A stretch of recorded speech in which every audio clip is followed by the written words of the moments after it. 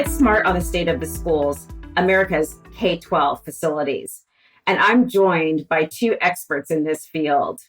Let me welcome Rachel Hodgdon, CEO of International Well Building Institute, Iwbi, we'll call it, and Mary Filardo, the Executive Director of the 21st Century School Fund. Ladies, welcome to you both. Thanks so much for having us. Thank you. So as our kids go back to school this fall, we know there are a lot of things on the minds of parents and administrators. I've got two young kids myself who've started in back to elementary school. I understand there's a new report out that says the state of our school buildings should be one of these things that we are most concerned about. And so, Mary, I want to start with you. What is the state of our schools right now, and why is this important? Well, the state of our schools is mostly mediocre. There are some fabulous schools in the United States, our public schools. And then there's a whole tranche of probably about 12 million children who are attending schools in really very substandard conditions in terms of their ventilation, in terms of their educational supports, in terms of their water, in terms of just basic health and safety issues, as well as the educational supports that they need to really compete in our economic world in the future. Rachel, what would you add to that, particularly in your capacity as president of Iwbi? Well, I think that we have to understand just how critical our school facilities are in this moment. With COVID-19 still rearing its ugly head, what we know is that schools that were insufficient from an air quality perspective prior to the pandemic are downright dangerous in this moment. You know, we've learned a lot about this virus over the past year and a half, and we now understand that it's airborne. That's primarily the way that COVID-19 spreads. And that means that ventilation and filtration are key. And as recently as 2019, we knew that 41% of districts in the United States needed to renew or upgrade their heating and cooling systems in at least half of their schools. That's a real call to action for us. We're sending our kids back to school this fall, and we've really run out of time to make some of these critical improvements. Yeah, and I can't think of a more important time to be talking about this. I can't remember a time that we've talked about the buildings in which our kids go to school, and in particular, if your children are in public school, the crisis that we're in. And I want to get to in a moment talking about the funding that's out there and this sort of once in a lifetime funding. But I'd first like to talk a little bit about the report itself. How did you two get teamed up to do the State of Schools report? And maybe I'll start with you, Rachel. Well, Mary and I go way back. This is actually the third version of State of Our Schools that we are publishing together. The first report was in 2013, the second in 2016, and now 2021 is our latest pass. We joined forces when I was the director of the Center for Green Schools because we recognized that there was really no one who had an enterprise view of the state of school facilities. There was no national database that helped us to understand how school facilities were performing compared to academic need. There's not a single person in the federal government, not one person whose full-time job it is to think about or focus on the state of school facilities, let alone provide those facilities with the support that they need to make the necessary improvements to support learning. And so, Mary, talk a little bit about the components of the report and what is it that you are hoping, whether it's our legislators or school administrators, what is it that you're hoping they take away from this report? Well, one of the main things that we've tried to do is help decision makers understand the scale of K-12 public school facilities. These are very complex buildings and grounds. They serve tens and tens of millions of people on a daily basis. About 60 million Americans are in these school buildings on a daily basis. And they spend on average about $110 billion every year on their maintenance and their capital investments. So this is a massive part of our nation's infrastructure. And so the first thing we want people to understand is this is a big deal. And it's going to take big remedies, lots of us working together, a really intentional and concerted effort to address the crisis that we have with the conditions in our schools. And so that's number one. The finding of the report suggests that we face an $82.5 billion school funding gap for facilities every single year. When we issued the report in 2016, it was $46 billion a year. That's an 85% increase in terms of the level of need and the shortfall that we're experiencing year over year.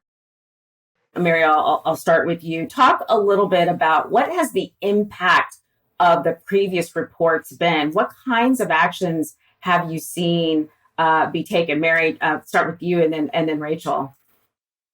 Well, I mean, it's been very gratifying to see that, when you've got data, even though we still think we would need more data, but that when you have data, that people are able to take a different look at this issue. And so part of what has happened is there is a bill in Congress, the Rebuild America Schools Act, which is proposing $100 billion for school facilities in grants to address their deficiencies in the high poverty and high need districts.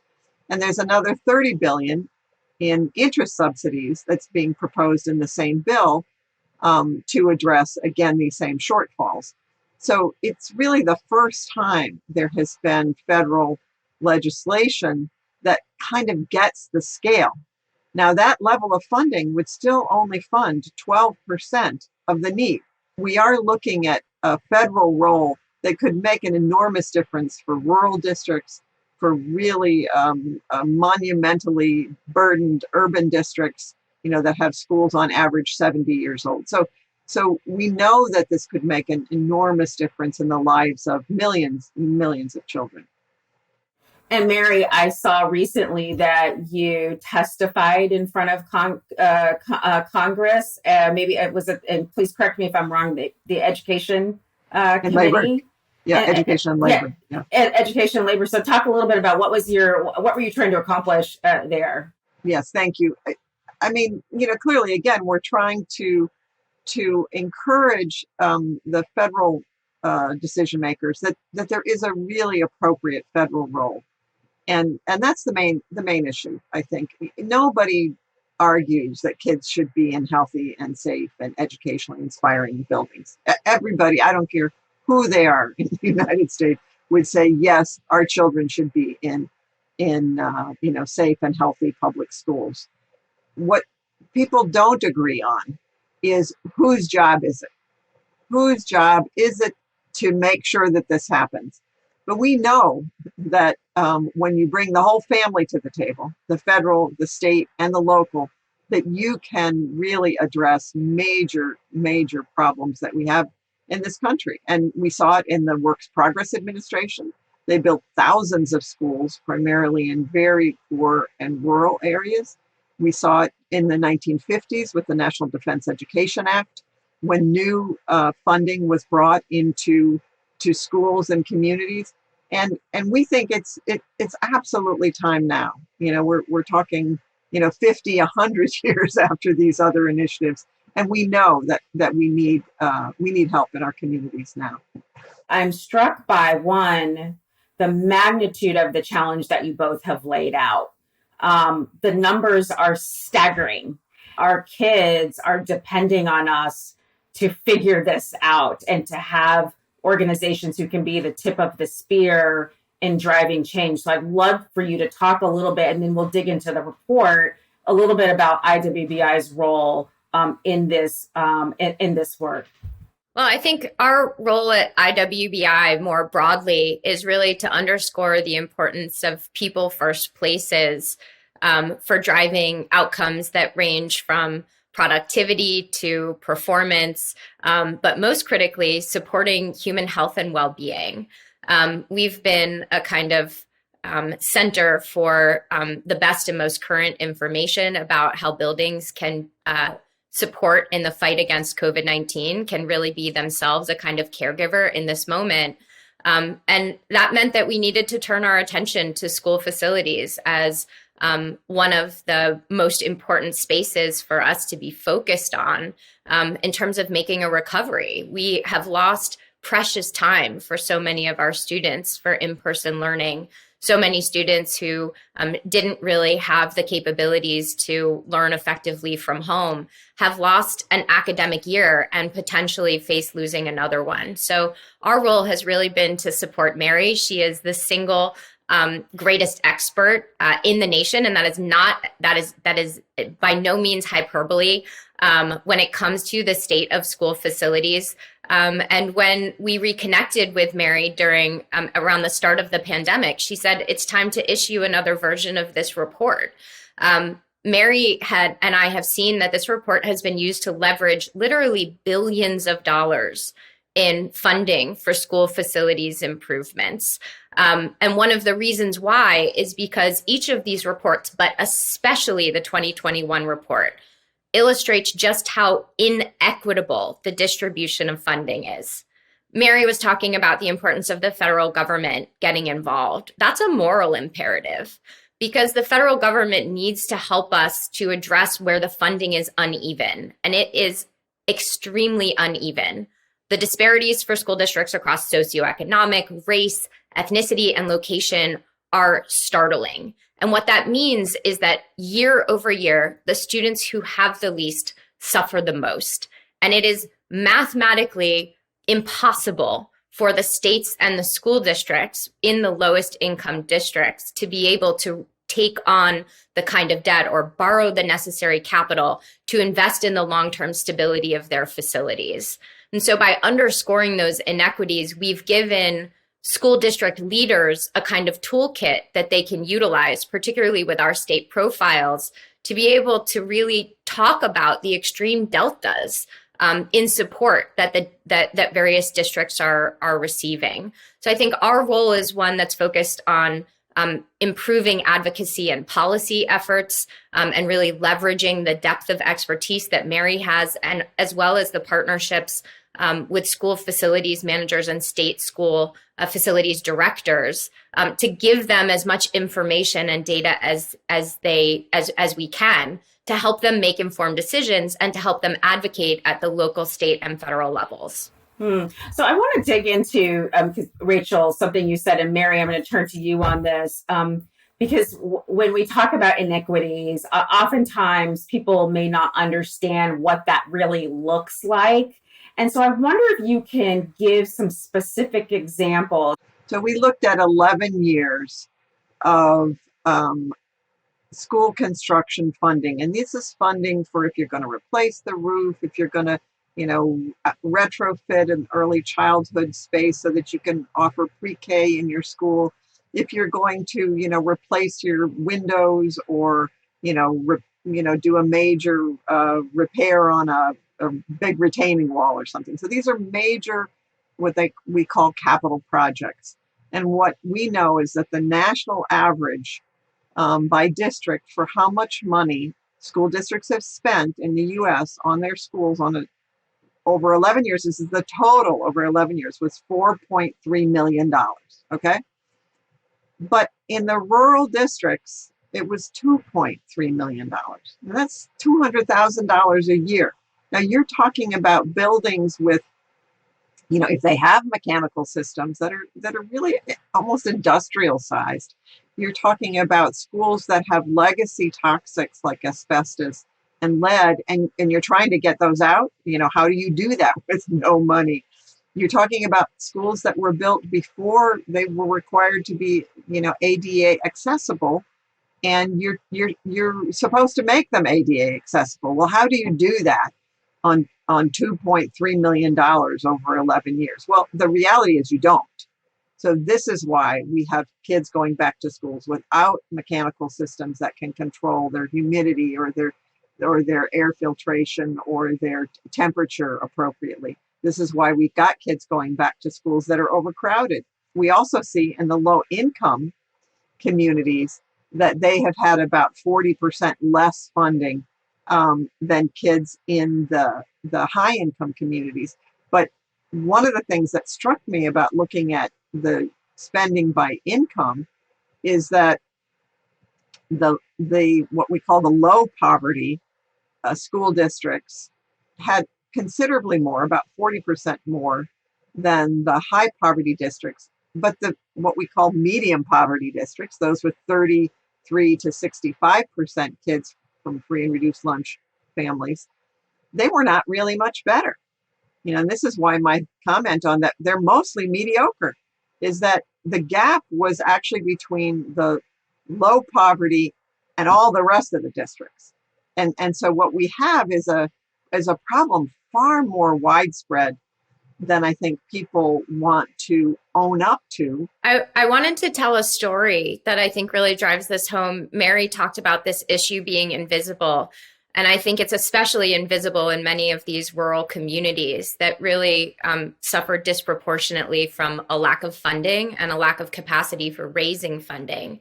So years ago, probably about 6 or 7 years ago, when I was still at the Center for Green Schools, I got a call from a superintendent of a small school district in West Virginia.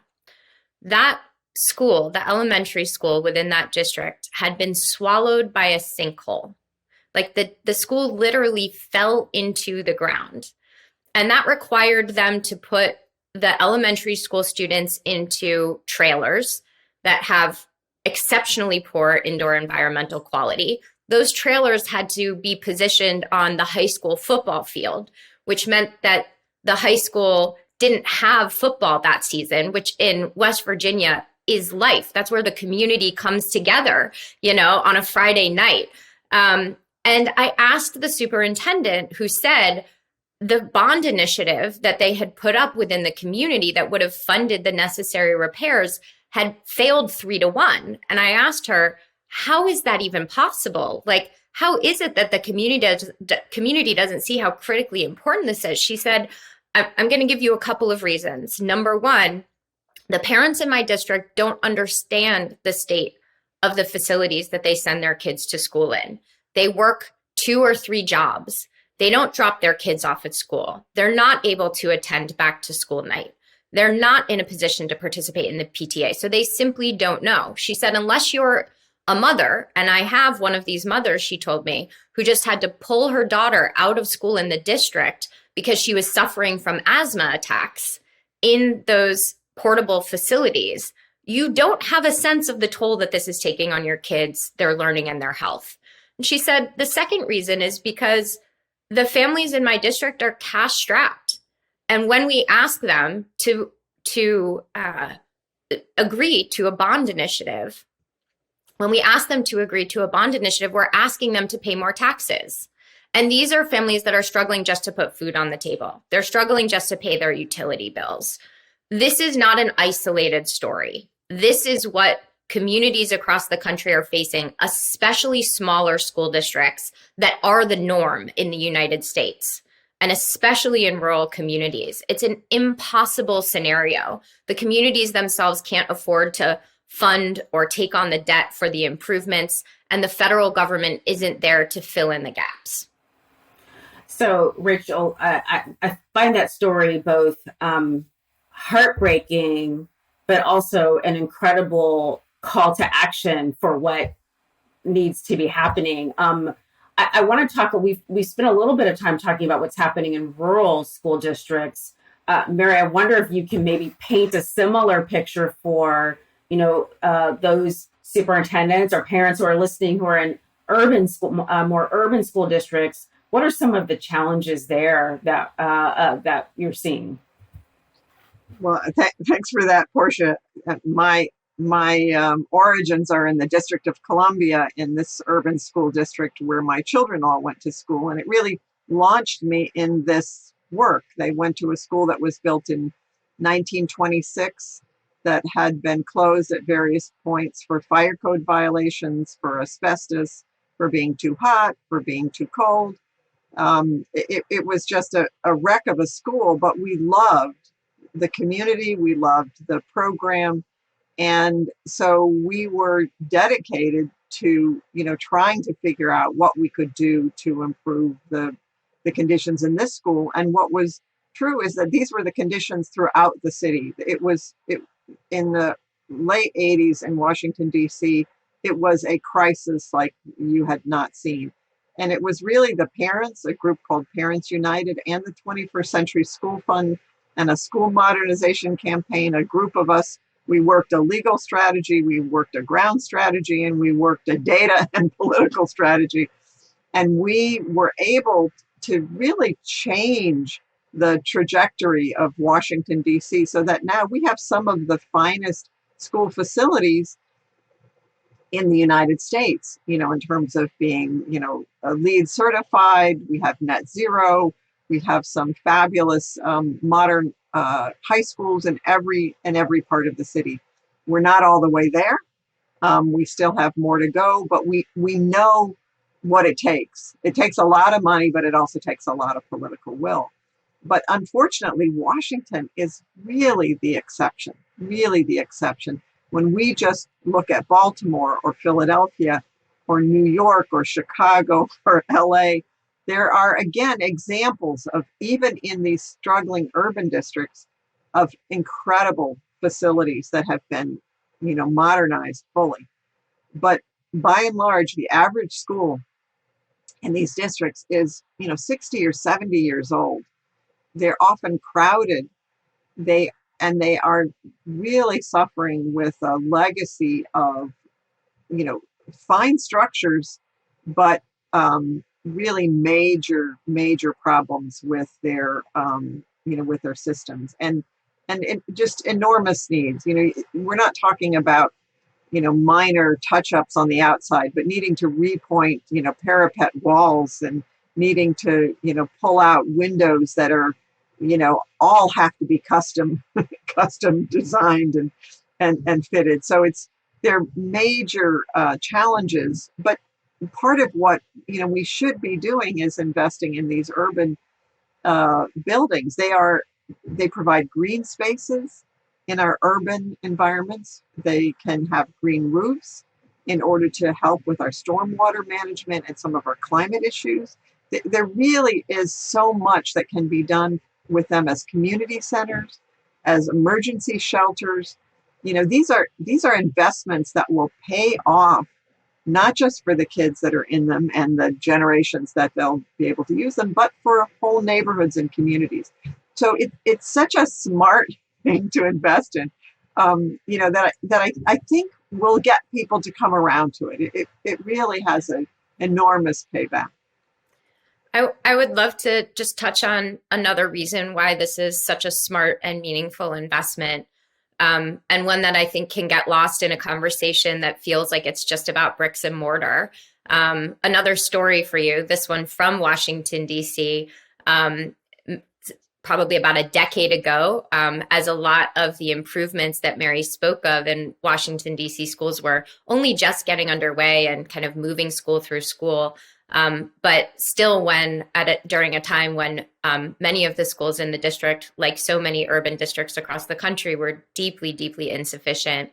And at the time, I was at the Center for Green Schools at USGBC, and we were hosting a regional design competition, like the finals to get to nationals. And the students from Washington, D.C., who had qualified for this round, were challenged to build a scale model of their dream school. And when they put that model down on the table, the judges in the room started looking around like at each other, kind of confused, because what these students put on the table was really nothing more than a brick box. And these kids from Washington, D.C. stood in front of the judges and said, our dream school is a school where the windows are see-through, where the bathrooms work, and where we can have a common space to do our homework together. You think about how profound that is, because that was the biggest dream that those kids could muster. the school facility had a substantial impact, just like their teachers, in helping them to envision what a brighter future could look like. And they could just only go so many degrees beyond what was in front of them. And so I think this is something that often gets missed in a conversation about school facilities, is that it sends a message to our kids about what the outlook is on their future and what the level of community investment really is in that future. So the bright part of that story, like Mary was alluding to, is that those the students that followed in that same school within Washington, D.C. now attend a beautifully modernized facility. But I went and drove past that school after the judging round, and it was exactly as you would have expected. It was completely decaying. It was absolutely unfit for learning. And that story today, as the data in the report underscores, repeats itself in many, many urban districts. And that means that Hispanic and African American students get the brunt of it, and Black students get the brunt of it. They are represented disproportionately in high poverty districts, particularly in urban areas. And that is a part of why we see that school funding across the United States is deeply inequitable.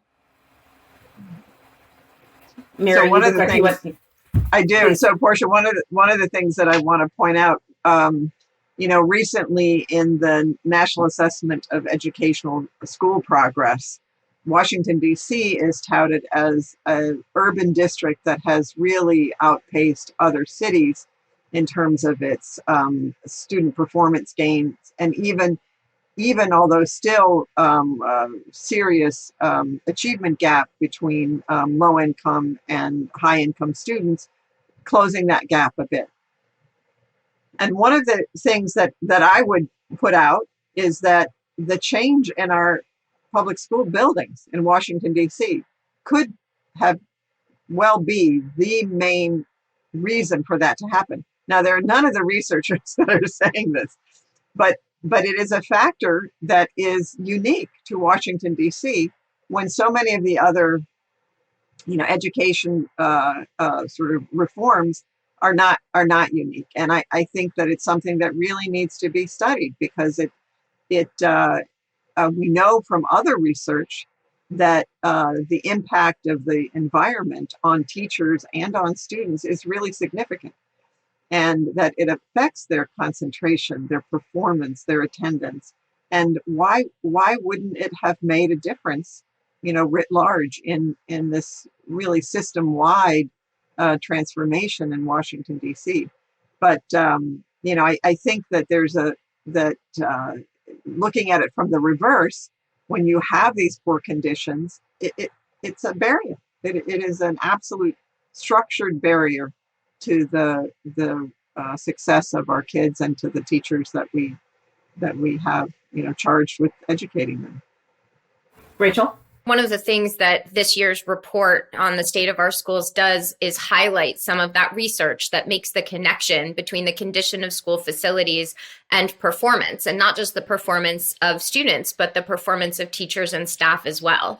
We have a long history, a deep trove of research that allows us to definitively say that the condition of school facilities impacts things like absenteeism, retention, academic performance. These are things that, if you ask any, superintendent, like, what's the goal? It's improving academic performance. But oftentimes we fail to make that connection that the research really underscores, that a quality school facility creates prime conditions for optimized learning for students, and the kind of place that allows you to attract the best talent when it comes to teachers and staff. So within the report, you'll find lots of facts and stats and great citations for some of that body of literature that really underscores exactly what Mary is saying,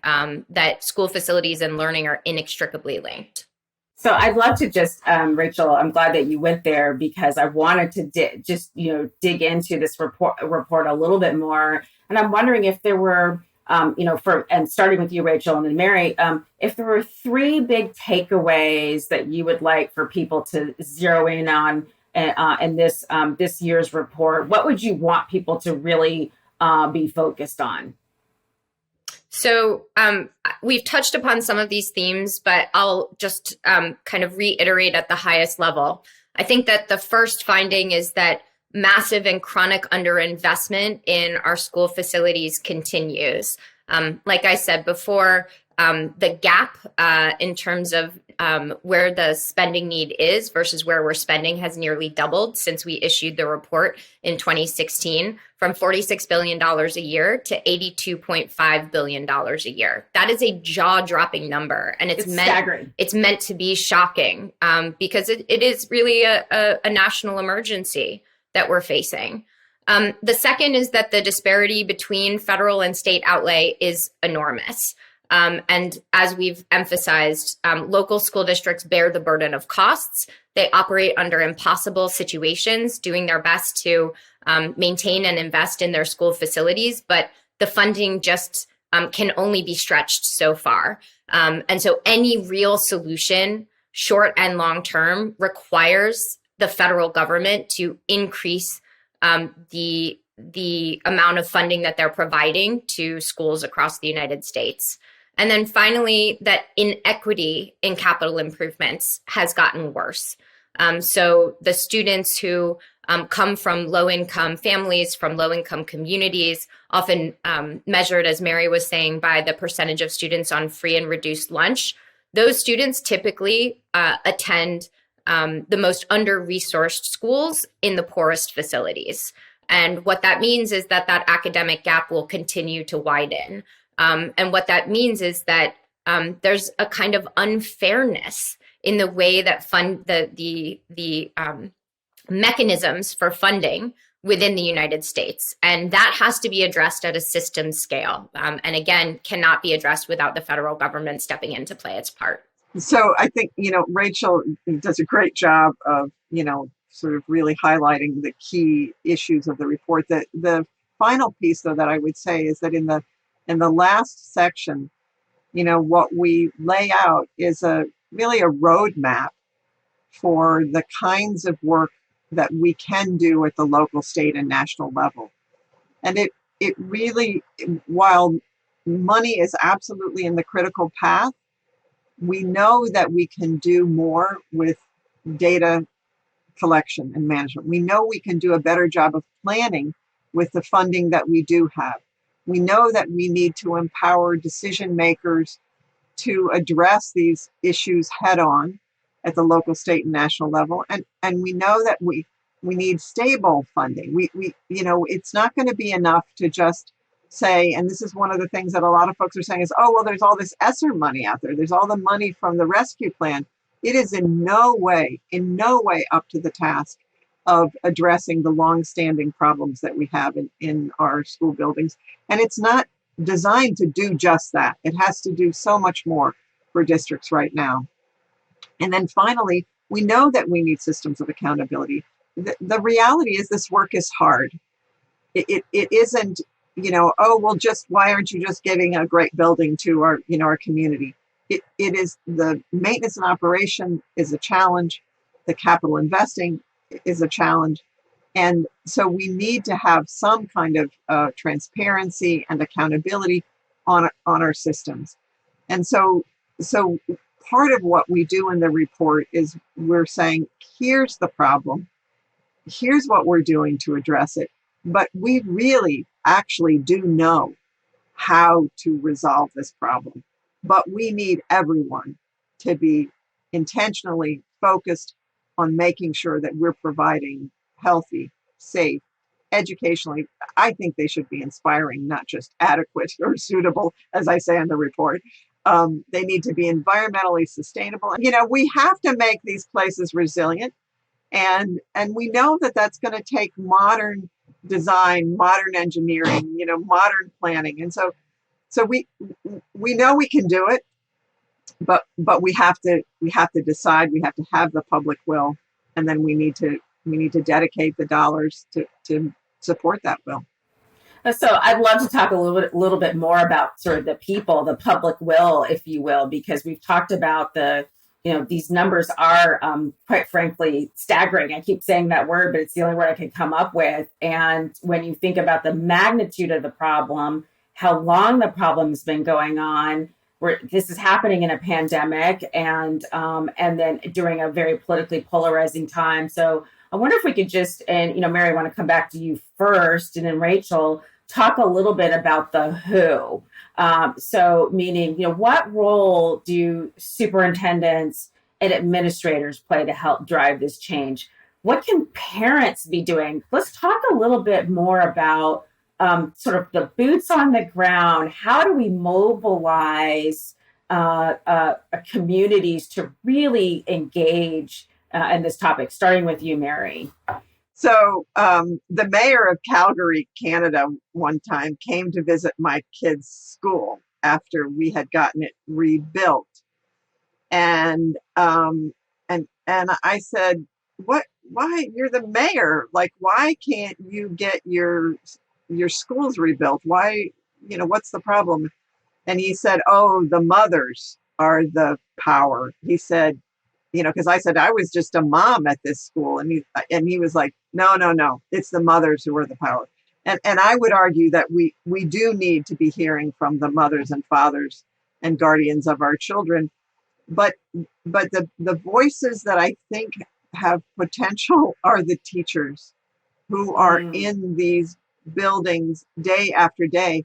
But there was an amazing recent photo sent by a teacher in Rhode Island to some blog, and she said, "I've been in this classroom for a decade, and I never looked at it, and until I took a picture and saw it was lead paint flaking off of a radiator. It was the wall behind it was deteriorated." She said, I didn't pay attention. We really need our teachers and other staff, custodians, building engineers, talking with the community about, what is happening in our school buildings. Portia, oftentimes when the problem feels this mammoth, this enormous, or like you say, staggering, it's hard to imagine that one person can make a difference. But in fact, especially on the topic of school facilities, one person really can make a difference. Mary talked about how her journey to be one of the nation's foremost advocates on school facilities and necessary improvements began as a parent, and that in a coalition of parents, she was able to effectively advocate for improved spending in Washington, D.C. And today we're starting to see the enormous payoff that comes with modernizing school facilities. I'll give you another example. My own mother. My mom worked in a neighboring county to Washington, D.C., Montgomery County schools. And she was in one of those portable classrooms at one point doing an evaluation of a student. And because my mom has spent decades working in sick buildings in school districts, she's a kind of canary in a coal mine. So she walked into this portable classroom and she immediately started having respiratory issues. She's like hacking and wheezing. And she went to the teacher and said, "I don't know what's going on in this classroom, but it's not good." And the teacher said, "I am so glad that you said something." And she dragged my mother into the principal's office. It turns out that this teacher had been trying for months to get the attention of the administration to say, "I'm sick all the time. My kids are sick all of the time."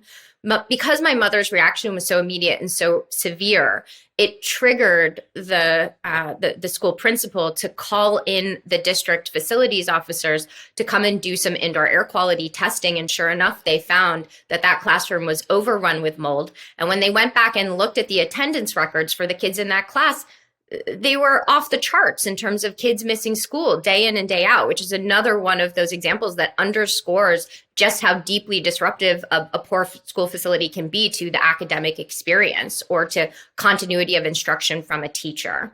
I have so many stories like this from my time at the Center for Green Schools. I met teachers in DeKalb County, Georgia, who had moved into a newly modernized facility, but they had an actual term that they had coined for just how sick their previous school building made them. They called it the 2:30 headache.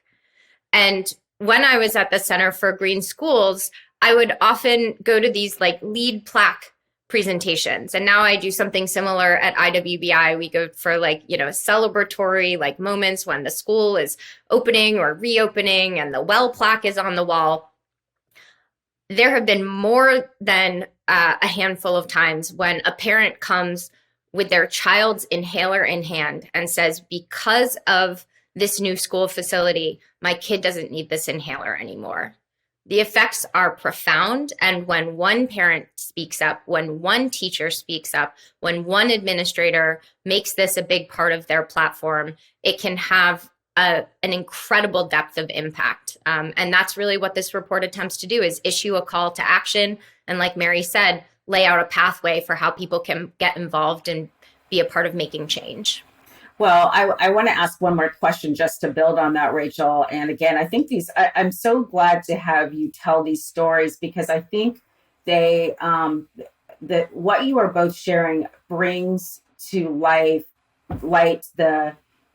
just the profound nature of the problem and the impact on our kids. And as we talk about workforce readiness, as we talk about competitive advantage, I don't know that we think so much about, or we think enough about the buildings that our children and the people who care for them day in and day out are what they are experiencing. And so I think for that, I just think we are so grateful for the report, and also your passion and advocacy behind the data. We've talked a little bit about parents, and I love that you say moms. As a mom, I feel that is very much our role in terms of advocacy. But talk a little bit about industry and businesses. What role does industry and business have to play in this? We've talked a little bit about some of the kind of challenges we have in terms of mobilizing mobilizing political support. But Mary, start with you, and then Rachel. What role can industry and business play here? Well, I mean, obviously they're critical partners in all of this, because one of the unusual things about public education and school facilities is that our capital projects are essentially all done in the private sector with private contractors and consultants. And these are really important people in terms of delivering for school districts, quality designs and engineering and manufacturing products that are of good quality.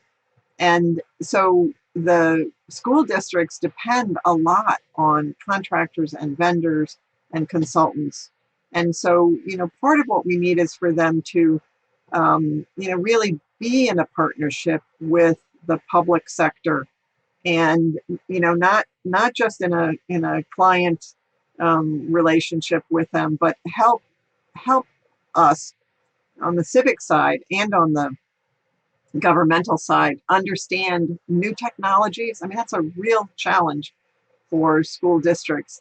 Help us in the training and the certifications that are needed to make sure that we're operating schools as they've been designed to be operated, and that helping with the planning. Quite honestly, that the planning issues are very complicated, and having all folks at the table is really going to be important. So, and we did this in the recommendations, frankly, that are in the report.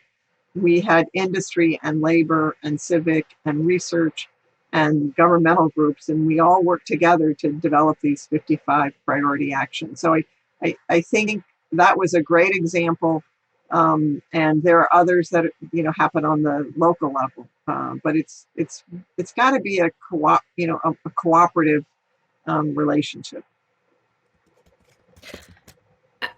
Portia Train is one of the sponsors of this report, and we're so grateful for that. We were able to, in the space of just a couple of months, raise more than $200,000 to pull together an enormous amount of data that went into this report, and to support the creation of the report and the marketing and distribution of it end to end, to make sure that this report gets on the desk of every member of Congress, every school superintendent, every state facilities director. It's not just about creating the report itself, it's about getting the word out. And that's another really important role that industry can play. A school district doesn't have marketing dollars, but an organization like Train can help to put their voice behind an issue like this through podcasts, through, advertisements, through funding and underwriting policy and advocacy, especially on the Hill, where so many of these companies that play a role in school facilities improvements have a presence. And also from a philanthropic perspective as well. The Center for Green Schools places full-time heads of sustainability in school districts for up to 3 years at a time through corporate sponsorships. And there are many, many other examples of where corporations get involved in interventions and improvements related to school facilities. There's lots of different ways in which companies can get involved, both in terms of helping through their core business to leverage their own platform for getting the word out about the deficit in funding and the need for improved school facilities. And, from a philanthropic perspective, in giving to organizations like Mary that can really, and the 21st Century School Fund that can really leverage those dollars to do really, really big and transformative things all across the country.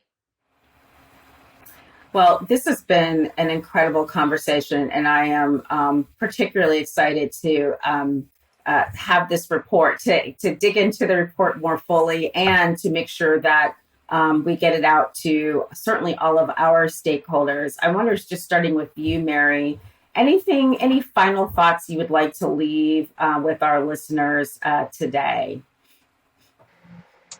Yeah, I mean, I think that it does seem daunting, but it's a step at a time. And frankly, being for the modernization of our public school places in our communities, in our neighborhoods, is an enormously rewarding journey.